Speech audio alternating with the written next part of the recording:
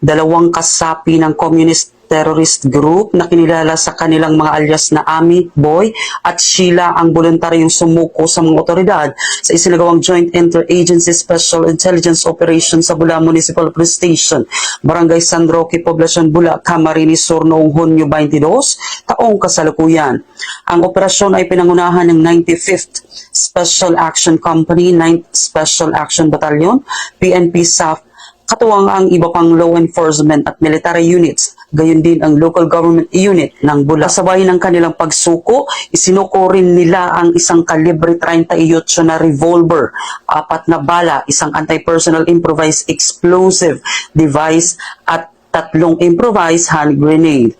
Ang mga ito ay sinasailalim sa wastong dokumentasyon at kasalukuyang nasa kustudiya ng Bula Municipal Police Station. Ang mga surrenderer ay sumasailalim sa debriefing at validation process bilang bahagi ng reintegration program ng pamahalaan upang matiyak ang kanilang maayos na pagbabalik loob sa batas at lipunan. Mula dito sa Camarines Sur Police Provincial Office, ako po si Police Staff Sergeant Gerald A. Corporal, nag-uulat sa Police News Network.